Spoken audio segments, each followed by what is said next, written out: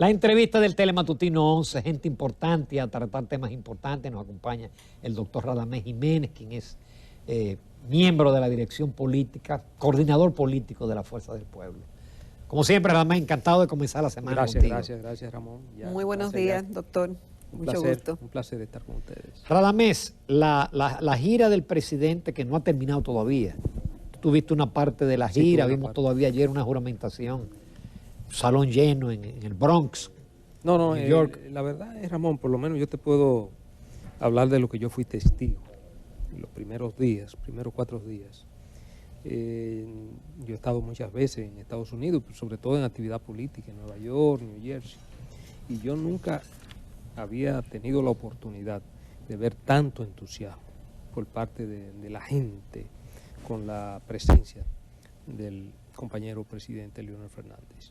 Un entusiasmo desbordante, la gente quiere participar, la gente quiere ser miembro de la Fuerza del Pueblo, y la verdad que esto nos llena de satisfacción, y sobre todo porque seguimos viendo la trayectoria de todos los recorridos del presidente después que nosotros partimos a Europa, y fue en todas las localidades, lo mismo que sucedió en Nueva York, que ayer se hizo un acto extraordinario de juramentación, sucedió en Pensilvania, sucedió en Filadelfia, sucedió en Boston, todo lo que tiene que ver con el estado de Massachusetts, de Rhode Island, que es otro estado donde hay una gran comunidad de dominicanos. Y bueno, la verdad es que nos sentimos muy bien. El trabajo está dando su resultado. Doctor, sin embargo, ustedes tenían la meta de que para este mes de octubre, la meta era que el partido debería tener 1 millón de miembros inscritos. ¿Cómo va ese objetivo? ¿Cuánto han logrado registrar hasta este momento como militantes del partido? Sí. Y si falta mucho para lograr la meta. Nos hemos avanzado bastante. Usted recuerda que cuando nosotros propusimos esa meta, teníamos la visión de que ya el COVID iba a ir una escalada, ¿verdad?, hacia la baja, pero luego se produjo un rebrote que duró aproximadamente, duramos en esos 3 meses que se perdieron. La verdad que eso nos trastornó los planes que teníamos. Aún bajo esas dificultades, la verdad es que ya no estamos próximos a la meta, estamos muy próximos a la meta. Y yo creo que antes... ¿Pero qué tan próximo, doctor? Ya estamos por unos 700, ¿no? Alrededor de unos 700.000. 700.000. 700.000, 750.000. Ese es más o menos el número por donde andamos. De manera que, aún a pesar de la situación de precariedad en términos de movilización, porque además recuerda que la gente tomó miedo y nadie quería, y este es un trabajo que básicamente se hace presencial. Claro. Entonces, ya la gente perdió el miedo. Pero ya la gente básicamente perdió el miedo de hace 1 mes y medio para acá. Pero realmente tuvimos unos 3 o 4 meses que fue casi de parálisis total, que las reuniones que hacíamos era virtual y todo el mundo estaba recluido prácticamente y alejado. Nadie quería ningún tipo de acercamiento. Pero vamos muy bien. Por ejemplo, yo le puedo decir que eso que se vio en Estados Unidos se está registrando en todo el territorio nacional, aquí en República Dominicana, pero también en la segunda localidad, vamos a decir, locación más importante de dominicanos, que está en Europa, básicamente en España. Yo estuve en España, yo partí de Estados Unidos para España y estuve en las 2 principales ciudades que concentran el mayor número de dominicanos, que es Madrid y Barcelona. Y allí el entusiasmo era el mismo que se estaba registrando con la presencia del presidente en los Estados Unidos. Tuvimos varias juramentaciones, nos obligaban, nosotros no fuimos para juramentar a nadie, pero los compañeros allá me decían, no, es que tenemos un grupo de dominicanos que quieren que se juramentaron ahora, y había que improvisar. Es decir, doctor, que los dominicanos residentes en el exterior quieren participar en la política dominicana. ¿Están vinculados al quehacer político? Totalmente vinculados, y se sienten y están más al día de lo que sucede en República Dominicana que uno mismo. Ellos le dan seguimiento a todas las noticias, todas las informaciones que tienen que ver, en todos los órdenes. Ellos están extremadamente vinculados al quehacer cotidiano de República Dominicana y obviamente al quehacer político. Radamés, no podemos escapar de lo que es quizá la noticia trágica, lamentable del fin de semana y de hoy, la que ocupa los titulares y la atención, que fue el asesinato de la arquitecta Leslie Rosado. Sí. En un incidente todavía que no ha sido totalmente esclarecido por la Policía Nacional, pero que involucra a un cabo de esa institución, y uno tiene que conectarlo con los pastores que asesinaron hace menos de 6 meses, que se equivocaron con el vehículo. Otro joven abogado que se mataron en San José de Ocoa. Es una situación grave. Nosotros lo planteábamos en el diálogo.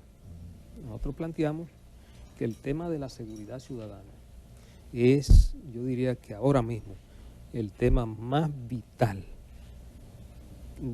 que necesita un abordaje serio, profundo, y que incluso nosotros propusimos que tiene que ser incluido en el diálogo, que está por encima de muchos otros temas. ¿Por qué no está incluido ese tema? No, no está incluido. Pero es el de mayor preocupación. Es el de mayor preocupación. Parece que se alegó que como había una mesa trabajando con la policía. Bueno, que hay, pero la policía es un tema. La policía es un eje de la seguridad ciudadana. El tema de la seguridad ciudadana es mucho más complejo. Hay que abordarlo de manera integral, porque la seguridad ciudadana es multicausal. Fíjate que ahí ese hecho tan lamentable, conozco al padre de la joven, una persona, un próspero constructor, el ingeniero Rosado, un hombre con mucha solvencia moral y material. Igualmente su madre, que es una ginecólogo prominente de la ciudad de La Vega, vinculada también a nosotros en términos políticos, a la Fuerza del Pueblo. Lamentamos mucho la situación por la cual están atravesando.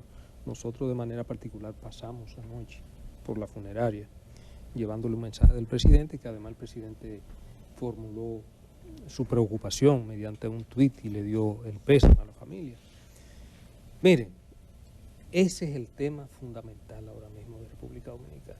Aparte, obviamente, de la situación por la económica, que por más que se quiera pintar, hay una situación delicada en términos económicos, sobre todo en lo que tiene que ver con los aumentos desmesurados de la canasta básica familiar. Pero el tema de la seguridad ciudadana hay que abordarlo con seriedad en República Dominicana. No solo es el aspecto que tiene que ver con la delincuencia común, que tiene aterrorizado a toda la ciudadanía, los atracos, los robos, en casas habitadas, la delincuencia en sentido general, los asesinatos, y obviamente esta situación urgente, que reclama urgente, de una reforma de la Policía Nacional. Fíjate que no solamente este hecho lamentable, ustedes lo han dicho, lo que pasó con una pareja de esposos que fueron asesinados hace unos meses, pero se han dado múltiples casos. O sea, usted no está seguro. La propia autoridad no le da seguridad a usted. Creo que el próximo miércoles, que se va a retomar de nuevo la mesa del diálogo, definitivamente es urgente.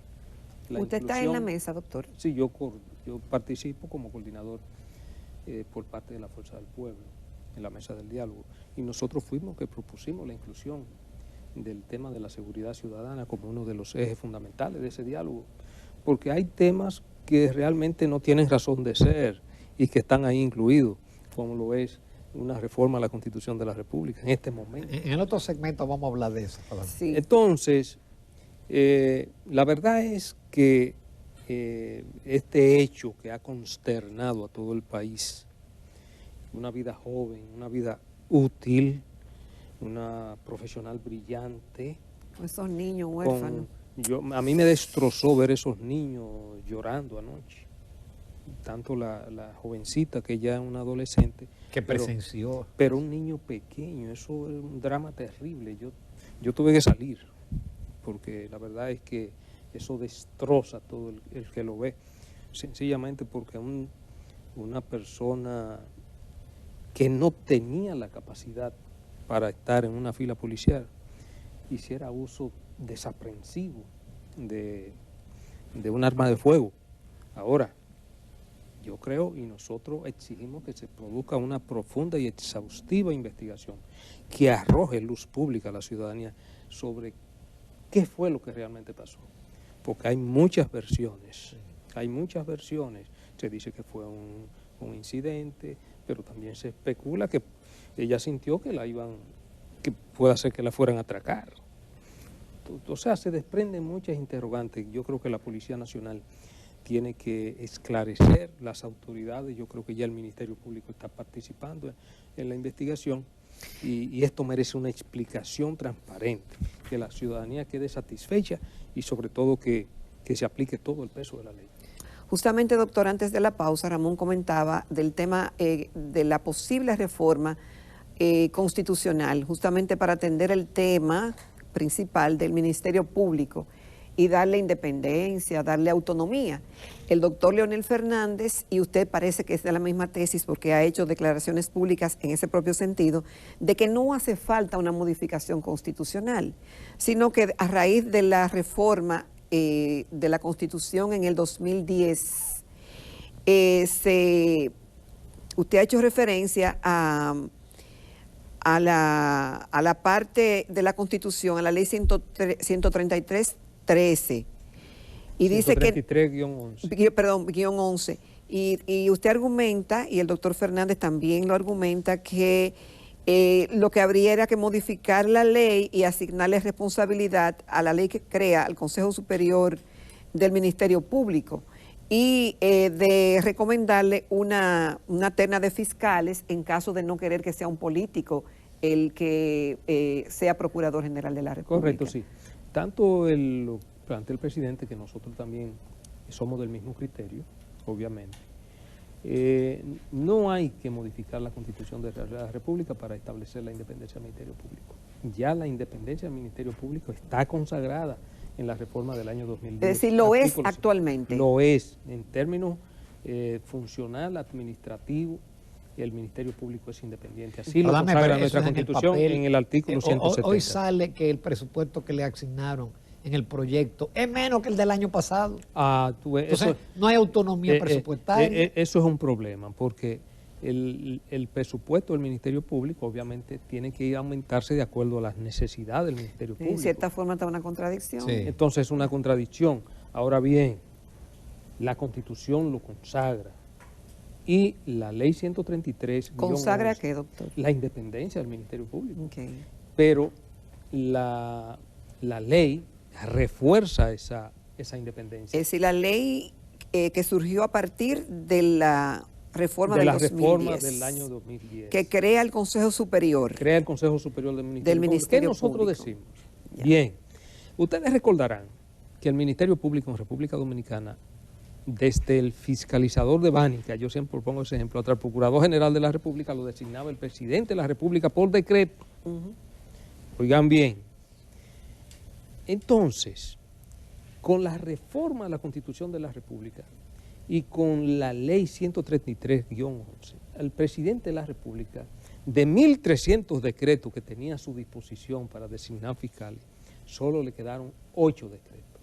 El Procurador General de la República y la mitad de sus asuntos, que son 7. O sea, se logró un avance extraordinario en términos de institucionalización y sobre todo de independencia de esa institución y la profesionalización que incluye la Escuela Nacional del Ministerio Público. Todos los fiscales del país deben ingresar a través de la escuela mediante un concurso público de oposición. Así se hizo en nuestra gestión. El primer escalón es el de fiscalizador. Entonces te entra por la escuela y tienes que pasar por un proceso de formación que en mi época duraba 1 año y tenía que aprobar ese año de formación, porque si usted en el curso del proceso de formación se quemaba, usted quedaba excluido del Ministerio Público. Entonces, todo eso se logró en las gestiones de gobierno del compañero presidente Leonel Fernández.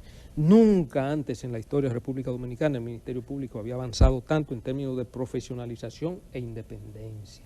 Fíjate que jóvenes, abogados que entraron por concurso.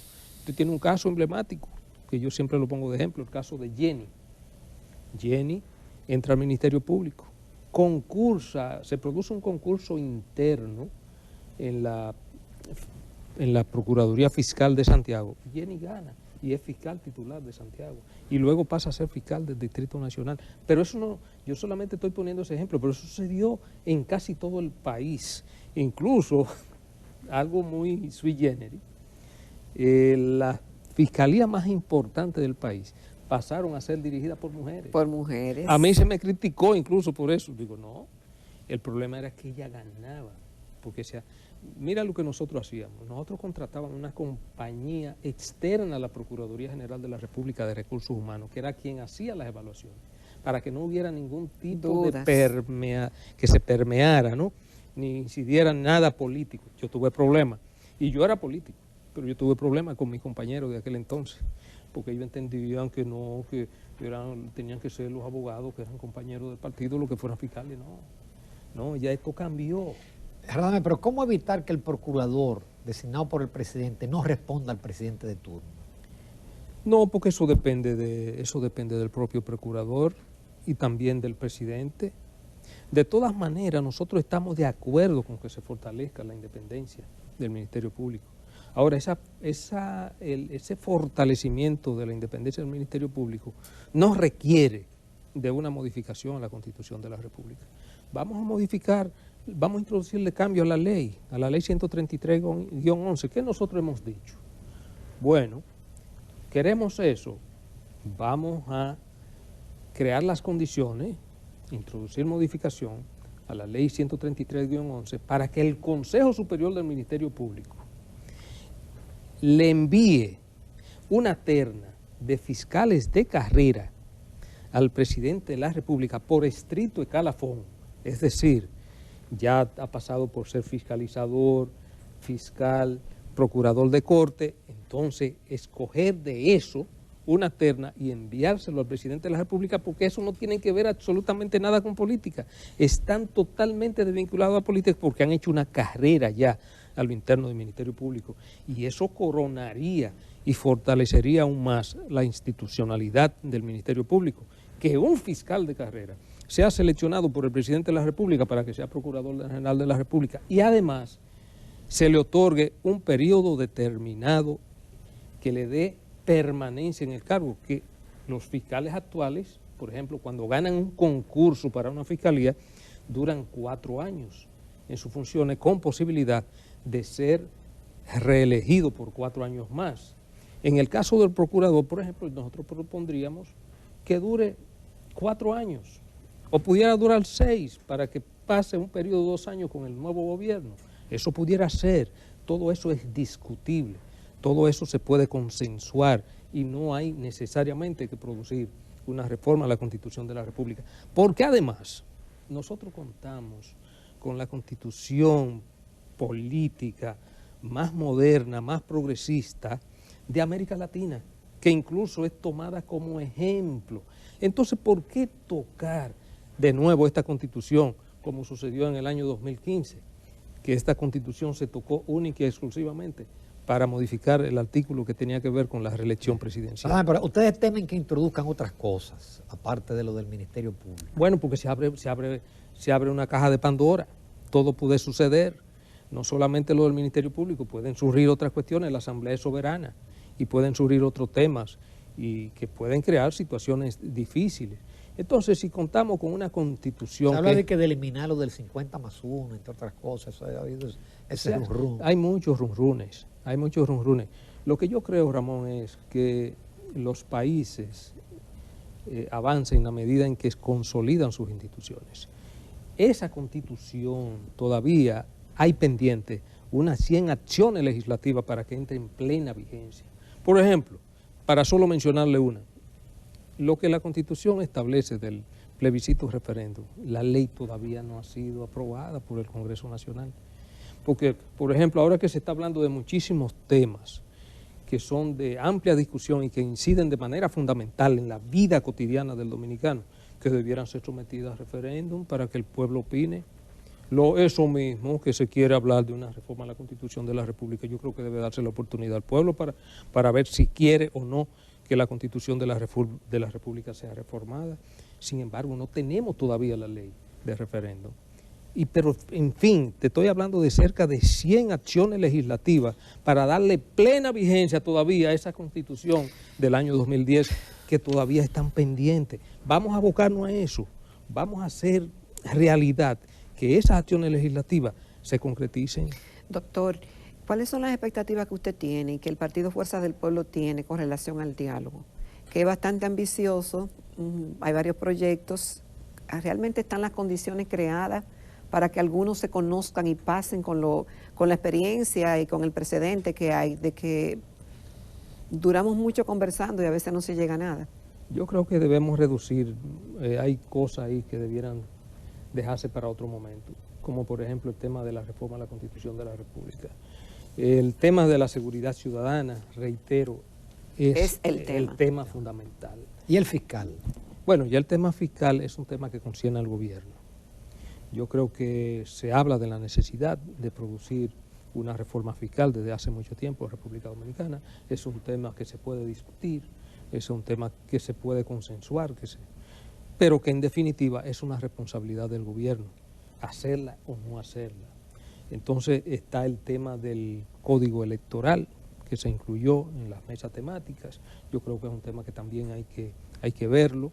Hay que profundizar en términos de darle fortaleza al sistema de partidos políticos en República Dominicana. ¿Ustedes no han estudiado la propuesta de la Junta Central Electoral?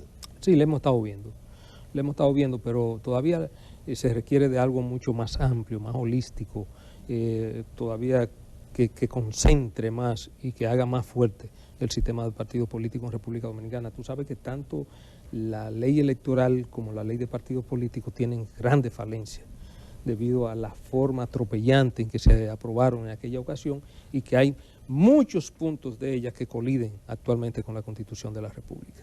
De manera que eso es otro de los aspectos que debe discutirse.